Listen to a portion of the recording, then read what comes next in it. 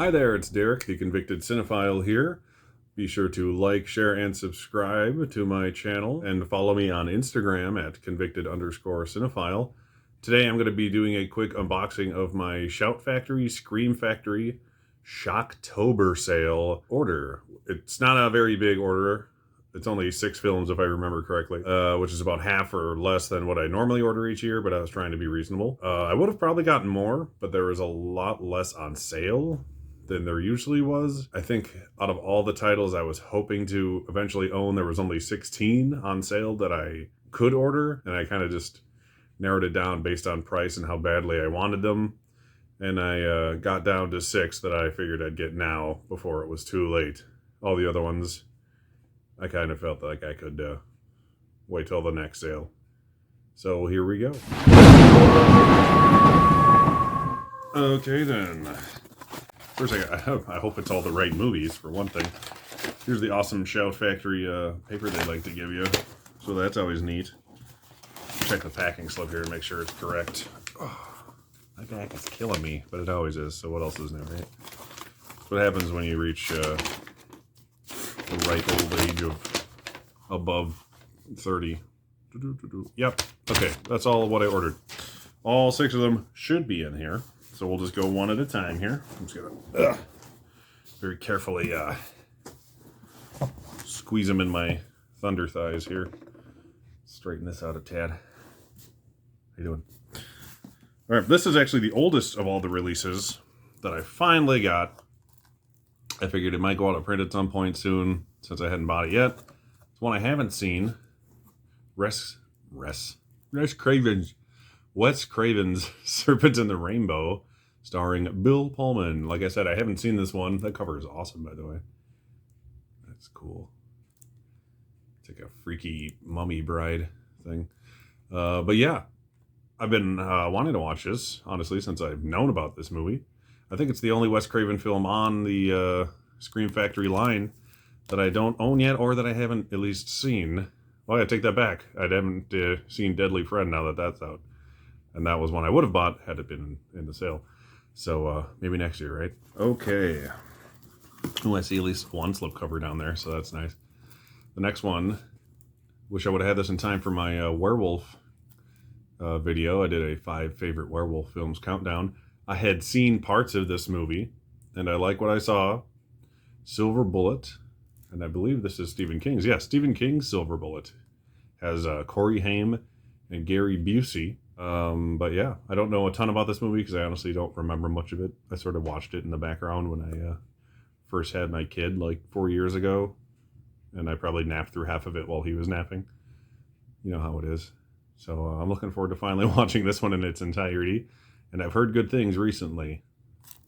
Excited to watch that one. Maybe it'll bump Trick or Treat off of my number 5. Ooh, I can just tell by the box that the other 4 have slipcovers. Nice. 4 out of 6, that's pretty good. The next one, who did this? Richard Franklin's Road Games. Another one that I've heard very good things about, yet I have not seen. I try to go with movies I haven't seen for the most part here that I've been interested in, if you can't tell. This one has Jamie Lee Curtis starring in it with Stacy Keach, who I am a fan of both.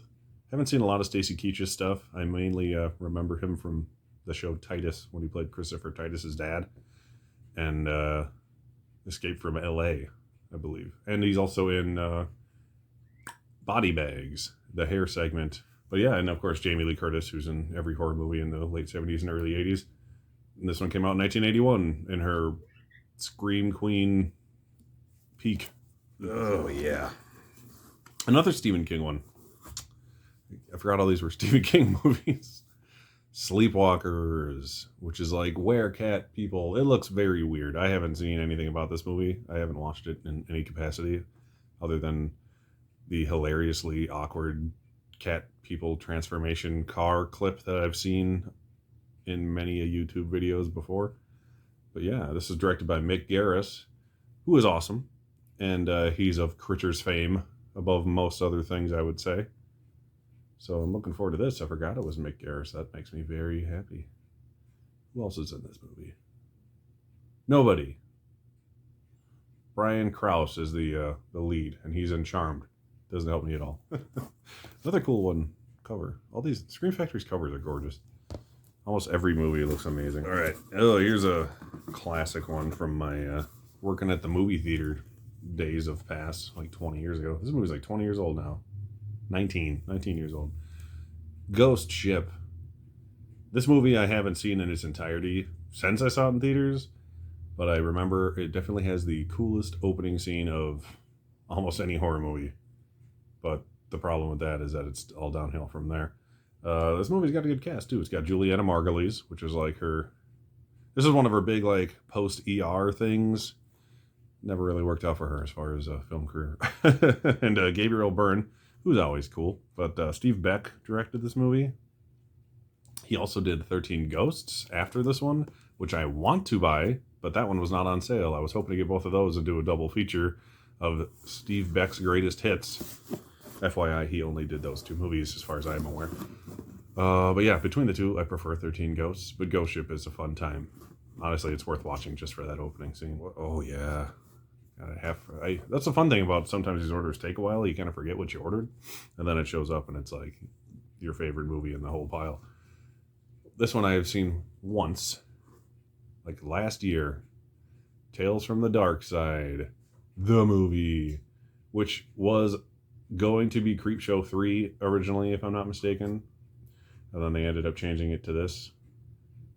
It's not as good as the first Creepshow, but I would say it's better than Creepshow 2, if I can remember how much I liked each of them. I think I watched Creepshow 2 and this for the first time the same day, or one day after another, last October. And I definitely liked this one a little bit more. This one's got some cool actors in it too, like Christian Slater and James Remar. I can't think of his name, from Dexter and every other movie. He's in like 100 movies. He's in Django Unchained. He plays 2 different characters for some reason. And Julianne Moore. I think this was her first movie. She's in the first part of it. I like horror anthology movies. I need to watch them more often. I've had Tales from the Hood for like a year, and I haven't watched it yet. I saw it when it came out as like a 7-year-old, and I loved it. But I need to get back into the binge of all these. Maybe I'll watch them with my kid someday, because he likes everything scary. And he's 4 now, so he can watch rated R movies, right? That's about it. Like I said, I only got 6 movies. I think last year I got twice that many. I only ended up spending like just over $100 this year. Last year I was looking at my receipt and it was like $300 for the last few sales they did. So I was trying to take it easy. And there you go. Every single one of these is worth buying. Every single Scream Factory Collector's Edition release, which I'm trying to collect all of them. I have most of them. I was a little late to the game. I didn't really start buying them until about 4 years ago. I've been pretty lucky to get most of them. I don't usually buy them right when they come out. I kind of just wait till the sale the next year, and then I'll chip away and kind of get like everything that came out that year, or at least a handful like this that I still need. Or if they announce it's going out of print, then I'll buy it that very second, because I've been screwed once before, mainly on the Sleepaway Camp sequels. They were $15 for the longest time, so I kept buying everything else that was on sale. They're like, oh, those are always $15. I'll get them next time. And then all of a sudden they were out of print. Now they sell for like $100 a pop, used online. So I'm always on the lookout for a copy of Sleepaway Camp 2 and 3. I could care less if it's used or if it doesn't have the slipcover. As long as it's in good playable condition and it has all the cover art and everything, I want it. So hey, help a brother out if you have an extra copy of those 2 sitting around. Otherwise, I've been very lucky. So like I said, follow me on Instagram at Convicted Cinephile. I'll probably show all these off on there. Link you to my videos. Like, share, and subscribe. The channel, if you didn't notice, is called Convicted Cinephile. I am Derek. Thank you for watching, and I hope to see you soon.